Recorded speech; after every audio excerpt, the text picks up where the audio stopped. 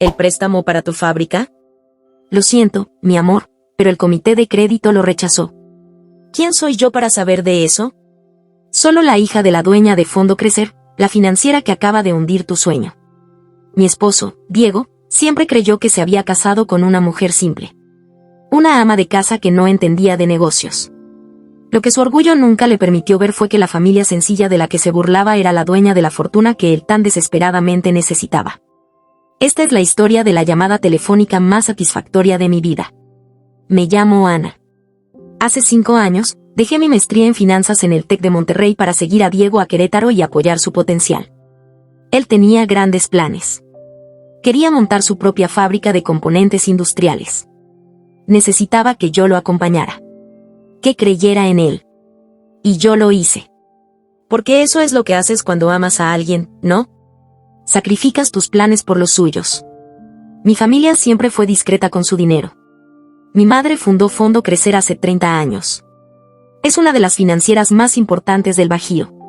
Pero ella nunca alardeó. Nunca presumió. Nos enseñó a mis hermanos y a mí que el dinero es una herramienta, no una identidad. Por eso, cuando conocí a Diego en la universidad, nunca le dije exactamente quién era mi familia. Le mencioné que mi mamá tenía un negocio. Él asumió que era algo pequeño. Y yo nunca lo corregí. Preferían que yo forjara mi propio camino. Que estudiara. Que trabajara. Que demostrara que valía por mis propios méritos. Y eso estaba haciendo. Hasta que Diego me pidió que dejara todo. Que nos mudáramos a Querétaro. Que lo apoyara mientras él construía su imperio. Me dijo, Ana, vas a ser mi socia en la vida. Y yo, ingenuamente, pensé que eso significaba algo. Me convertí en Ana, la esposa de Diego. La que llevaba a los niños al colegio Alexander Vine todas las mañanas. La que hacía el súper en la Comer y memorizaba las marcas de cereal que le gustaban a cada quien. La que planchaba sus camisas blancas para sus reuniones de negocios. La que organizaba las cenas cuando venían sus socios. La que sonreía y asentía mientras ellos hablaban de cosas importantes. Cuando sus amigos preguntaban en las reuniones, ¿y tú, Ana, a qué te dedicas? Diego siempre respondía por mí. Mi princesa se dedica a embellecer nuestro hogar, decía con esa sonrisa de orgullo masculino. Como si yo fuera un proyecto de decoración. Como si mi valor se midiera en que tan bien doblaba las toallas o que tan rica quedaba la lasaña. Y yo sonreía. Mordiéndome la lengua. Tragándome las palabras que querían salir. Queriendo decir, tengo una maestría inconclusa. Entiendo de análisis financiero. Sé leer balances generales mejor que la mitad de tus socios. Pero no lo decía. Porque había aprendido que en el mundo de Diego, mi papel era ser pequeña. Ser decorativa. Ser silenciosa. Al principio no me molestaba tanto. Pensaba que era temporal. Que una vez que su negocio despegara, yo podría retomar mis estudios. Volver a trabajar. Ser algo más que la esposa de alguien. Pero los años pasaron. Y en lugar de sentir que estábamos construyendo algo juntos, empecé a sentir que yo era cada vez más invisible. Que mi opinión importaba cada vez menos. Que me estaba convirtiendo en una sombra en mi propia vida. El punto de quiebre llegó una noche de sábado. Diego había organizado una parrillada en su club de golf. Invitó a sus socios. A sus amigos empresarios. A todos esos hombres que se sentían importantes porque tenían negocios mediocres y egos inflados. Yo, como siempre, estaba ahí. Asegurándome de que hubiera suficiente hielo. De que las bebidas estuvieran frías. De que nadie se quedara sin nada. Ellos estaban sentados alrededor de una mesa, fumando puros, hablando de inversiones. De acciones. De oportunidades de negocio. Yo estaba cerca, técnicamente parte de la conversación, pero realmente invisible. Uno de ellos, Ignacio, un tipo gordito con complejo de tiburón financiero, empezó a bromear. Oye Diego, dijo entre risas, con lo que ahorras en el sueldo de tu esposa, podrías invertir más en tu fábrica. Las risas fueron generalizadas. Todos pensaban que era hilarante. Diego rió también. Más fuerte que los demás. Y entonces, con una cerveza en la mano, me puso un brazo sobre los hombros. Pero no fue un gesto cariñoso. Fue posesivo. Fue condescendiente. Fue una declaración de propiedad. Mi Ana, trabajando, dijo con una risa que sonaba forzada pero cruel. ¿Para qué, si es solo una ama de casa? Lo único complejo que maneja es la lavadora. Y tal vez la licuadora si tiene buen día. Más risas. Más palmadas en la espalda. Más complicidad masculina a costa mía. El silencio incómodo que siguió fue peor que las risas. Porque algunos de los presentes tuvieron la decencia de sentirse avergonzados. Pero ninguno dijo nada. Ninguno me defendió. Y Diego siguió sonriendo, ajeno al daño que acababa de hacer. O peor, consciente de él pero sin importarle. Esas palabras, solo una ama de casa, resonaron en mi cabeza durante todo el camino a casa. No era la primera vez que escuchaba algo así. Pero era la primera vez que lo decía él. Mi esposo. El hombre que supuestamente me amaba. El hombre por el que había sacrificado mi carrera. Y no era un chiste. No era un comentario descuidado. Era su verdadera opinión de mí. Era el desprecio acumulado de 5 años saliendo finalmente a la luz. Llegamos a casa. Los niños ya estaban dormidos. Diego se fue directo a la cama, sin siquiera preguntarme si estaba bien. Roncó a los 5 minutos. Y yo me quedé ahí, sentada en la sala, en la oscuridad, sintiendo como algo dentro de mí se rompía. Pero no era una ruptura débil. No era el tipo de quiebre que te deja destrozada. Era el tipo de ruptura que te endurece. Que te transforma. Que convierte el dolor en algo filoso y peligroso. No lloré. No grité. No hice una escena dramática. En lugar de eso, tomé mi teléfono. Y marqué un número que no había usado en años. Un número que tenía guardado con el nombre mamá, oficina. El número directo de mi madre, la presidenta del Consejo de Fondo Crecer. El número que ella me había dado diciéndome, úsalo solo si realmente me necesitas. Mi madre contestó al tercer timbre. Ana, dijo con esa voz tranquila que siempre tiene. ¿Estás bien? Son las 11 de la noche. Necesito hablar contigo, le dije. Y le conté todo. No con rabia. No con lágrimas. Con datos. Con hechos. Con la frialdad de alguien que acaba de tomar una decisión irreversible. Le expliqué el proyecto de Diego. Cómo había estado trabajando durante años en montar su fábrica. Cómo había solicitado un préstamo millonario para financiar el arranque. Cómo había usado mi apellido, el apellido de mi familia, como respaldo en su solicitud. Sin preguntarme. Sin siquiera mencionármelo.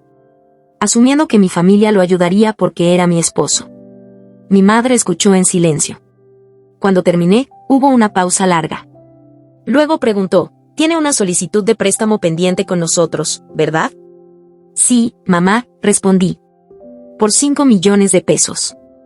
Revisé sus documentos cuando los dejó en la mesa del comedor. El proyecto es viable en papel. Pero está lleno de suposiciones optimistas. 0 planes de contingencia. Proyecciones financieras infladas. Es el plan de alguien que cree que su voluntad es suficiente para tener éxito. «¿Qué quieres que haga, hija?», preguntó mi madre.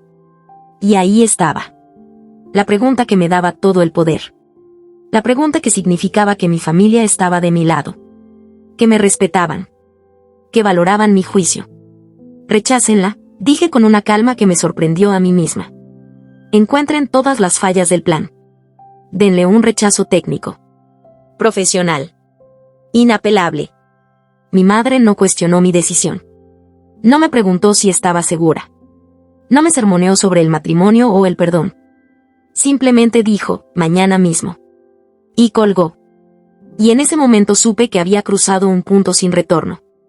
Que la Ana que había sido la esposa sumisa acababa de morir.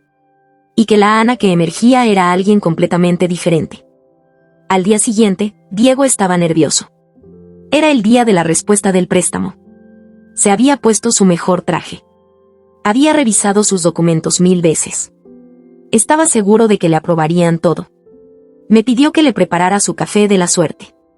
Un ritual tonto que teníamos. Yo sonreí y se lo preparé, sabiendo que su suerte se había acabado la noche anterior con una llamada telefónica. Lo vi salir de casa con esa confianza irritante. Esa seguridad de hombre que nunca ha sido rechazado. Que cree que el mundo le debe algo. Que piensa que su encanto y su apellido son suficientes. Me senté en la sala con mi propia taza de café. Y esperé. El teléfono de Diego sonó alrededor de las 2 de la tarde. Yo estaba doblando ropa, fingiendo normalidad. Lo escuché contestar desde la recámara. Su voz empezó animada, luego confundida, luego preocupada, luego devastada. Colgó después de 5 minutos que se sintieron como una eternidad. Salió de la recámara pálido, con las manos temblando. Me lo negaron, murmuró, casi sin voz. Dijeron que el proyecto era inviable, que mi plan financiero era amateur, que había inconsistencias en las proyecciones, que no demostraba capacidad de respuesta ante crisis. Se dejó caer en el sofá, con la cabeza entre las manos. ¿Qué vamos a hacer, Ana? Esa pregunta. ¿Qué vamos a hacer? Como si de repente yo fuera su socia. Como si mi opinión importara. Como si la ama de casa que solo maneja lavadoras pudiera tener alguna solución. Me senté junto a él. Con calma. Con esa dulzura venenosa que había perfeccionado durante años de tragarme insultos. Tal vez puedas pedirle una reconsideración a mi mamá, sugerí con inocencia. Él me miró confundido. ¿Tu mamá? Preguntó. ¿Qué puede hacer la dueña de esa floristería en el centro? Y ahí estaba. La confirmación de lo que yo ya sabía. Que él nunca había prestado atención a lo que yo decía. Que nunca le había importado mi familia.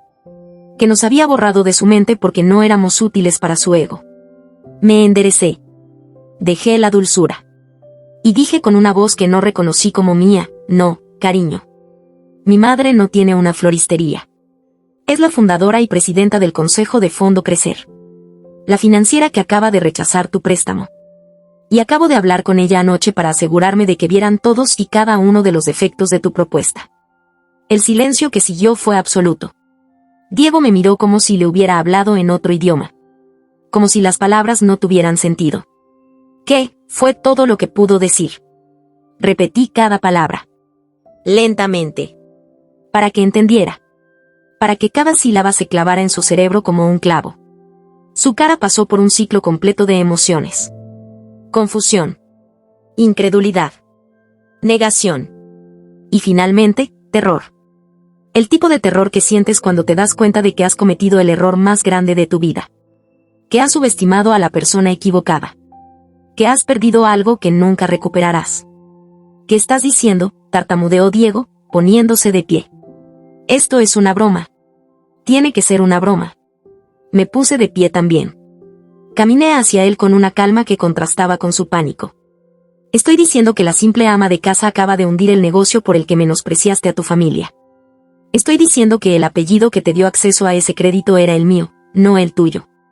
Pero es tu dinero también, gritó. ¿Y nuestro futuro? Eres mi esposa. Mi futuro no está contigo, Diego, dije con una frialdad que me sorprendió incluso a mí. Mi futuro está en la dirección de la empresa de mi familia. Un puesto que asumo la próxima semana. Un puesto para el que, claramente, estoy sobrecualificada. Un puesto que rechacé hace años porque tú me pediste que creyera en ti. Ese fue mi error. Diego cayó de rodillas. Literalmente. Como en las películas dramáticas. Ana, por favor, suplicó. Lo siento. Fue un maldito chiste. No quise decir eso. Tú sabes que te respeto. Que te valoro. Por favor, no hagas esto. Llamé a tu mamá. Explícale que fue un malentendido. Que yo sí creo en ti. Lo miré desde arriba. Y por primera vez en 5 años, sentí que estaba en mi posición correcta. Por encima de él. Superior. Más fuerte. Los chistes, Diego, no cuestan 5 millones de pesos. Las consecuencias, sí. Y esta es tu consecuencia. Por cada vez que me hiciste sentir pequeña. Por cada vez que me redujiste a un papel de decoración. Por cada vez que hablaste por mí como si yo no tuviera voz propia. Intentó tocar mi mano. Lo esquivé. Fui a nuestra recámara. Saqué la maleta que había preparado esa misma mañana, mientras él desayunaba confiado. La había escondido en el closet de las sábanas. Dentro había mi ropa esencial. Mis documentos. Mis fotografías importantes. Las pocas cosas que realmente me importaban. ¿Qué haces?, preguntó Diego siguiéndome. Me voy, respondí sin mirarlo. Tengo un vuelo a Ciudad de México en 3 horas. Mi madre me recoge en el aeropuerto. Empiezo a trabajar en Fondo Crecer el lunes. Ya hablé con los niños esta mañana. Ellos saben que mamá va a estar trabajando por un tiempo en la ciudad. Vendrán conmigo en cuanto termine el ciclo escolar. No puedes hacer esto, dijo con desesperación. Soy tu esposo. Tenemos una familia. Tenemos una vida aquí. Teníamos una vida, lo corregí. En la que tú tenías sueños y yo tenía deberes. Eso se acabó. Ahora yo tengo una carrera. Y tú tienes las consecuencias de tus palabras. Diego intentó bloquear la puerta. Ana, no seas dramática. Vamos a hablarlo. Vamos a ir a terapia. Voy a cambiar. Lo juro. Me reí. Fue una risa amarga. Una risa que contenía 5 años de frustración. No quiero que cambies, Diego. Quiero que entiendas. Que cada palabra tiene un precio. Que cada desprecio se acumula. Que hubo un momento en que pudiste haberme valorado. Y lo desperdiciaste. Lo aparté suavemente. Caminé hacia la puerta. Mi coche estaba afuera. Las llaves en mi mano. Diego me siguió hasta la entrada, todavía suplicando. Ana, por favor. Te amo. No puedo perderte. Perdiste a la Ana que amabas hace mucho tiempo, Diego. Lo que estás perdiendo ahora es la ilusión de que esa Ana todavía existía. Subí al coche. Cerré la puerta. Lo vi a través del vidrio, parado en la entrada de la casa que yo había convertido en un hogar. La casa que ahora sería su problema. Su responsabilidad. Su carga. Arranqué el motor. Y manejé sin mirar atrás. Sin lágrimas. Sin dudas. Solo con la claridad absoluta de alguien que acaba de recuperar su vida. El trayecto al aeropuerto fue tranquilo. Puse música. Respiré profundo. Y con cada kilómetro que me alejaba de Querétaro, sentí como un peso se levantaba de mis hombros. Un peso que había estado cargando durante tanto tiempo que había olvidado cómo se sentía estar sin él. En el aeropuerto, mientras esperaba mi vuelo, recibí un mensaje de Diego. Un mensaje largo. Lleno de disculpas. De promesas. De intentos desesperados de manipulación emocional. Lo leí completo. Y luego lo borré. No con rabia. Con indiferencia. Porque había descubierto algo poderoso. Que la indiferencia es la verdadera libertad. Que cuando dejas de necesitar la aprobación de alguien, pierden todo su poder sobre ti. Hoy, 3 meses después, mi oficina está en el piso 20 de Torre Mayor en Ciudad de México. Tengo una vista increíble de Paseo de la Reforma. Desde aquí puedo ver toda la ciudad. Y cada mañana, cuando llego, me recuerdo que esta es mi realidad ahora. No la casa en Querétaro. No el club de golf. No las cenas con socios condescendientes. Esto. Un lugar donde mi opinión importa. Donde mi inteligencia es valorada. Donde nadie me llama solo una ama de casa. Mi trabajo en Fondo Crecer es exactamente lo que necesitaba. Dirijo el departamento de análisis de riesgo crediticio. Irónico, ¿verdad? Ahora soy yo quien decide quién merece un préstamo y quién no. Quien evalúa proyectos. Quien encuentra las fallas en los planes de negocio demasiado optimistas.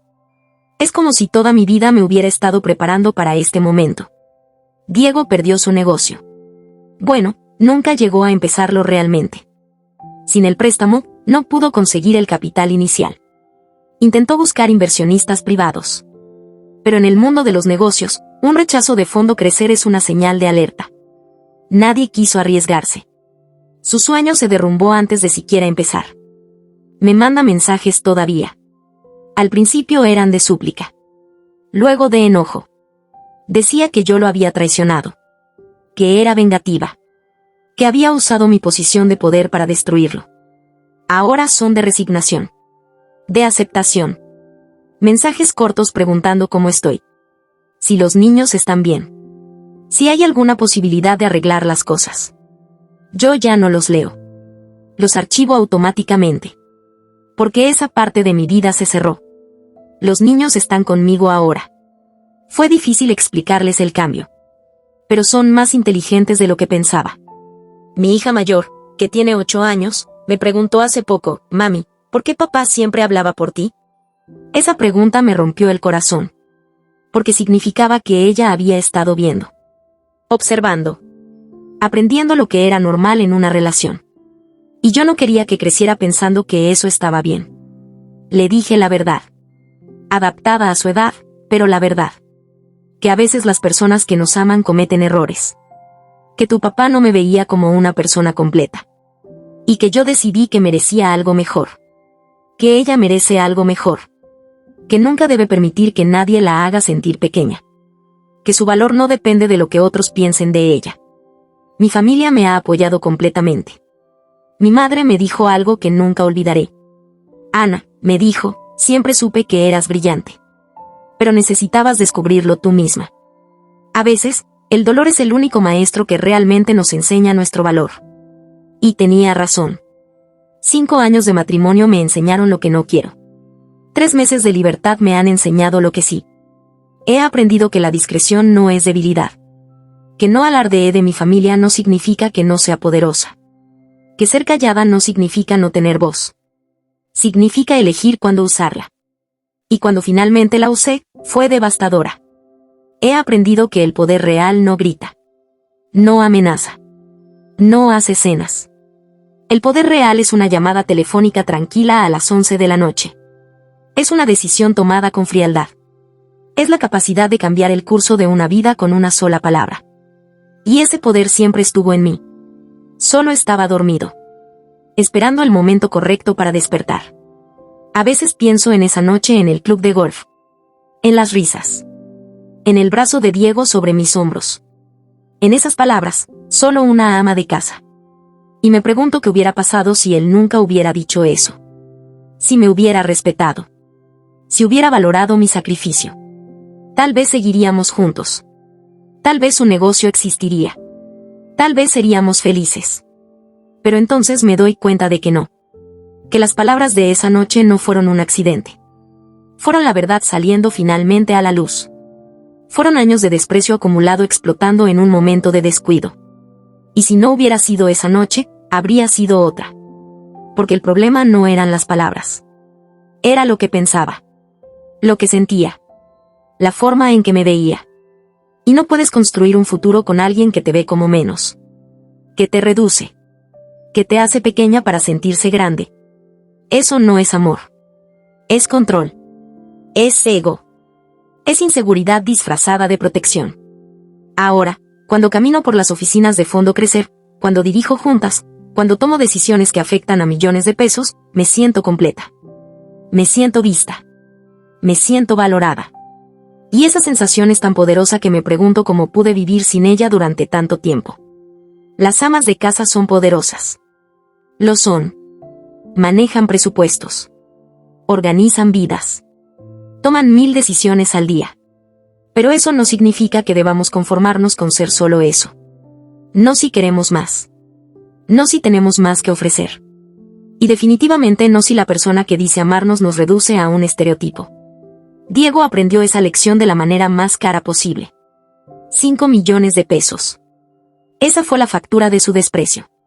De su arrogancia. De su incapacidad de ver a la mujer con la que se casó como algo más que una decoración. Y honestamente, es un precio justo. Porque algunas lecciones solo se aprenden cuando duelen. Así que les pregunto. ¿Creen que debí darle una oportunidad después de su humillación? ¿Debí haber sido más compasiva? ¿Más comprensiva? ¿O fue correcto usar el poder de mi familia para darle una lección que nunca olvidará? Los leo en los comentarios. Déjenme su opinión. Porque esta historia no es solo mía. Es de todas las mujeres que han sido reducidas. Minimizadas. Hechas invisibles por las personas que supuestamente las aman. Y si alguna vez las han subestimado por su rol en el hogar, si las han llamado solo una ama de casa como si eso definiera su valor completo, suscríbanse a Dramas de Élite. Porque aquí entendemos algo fundamental.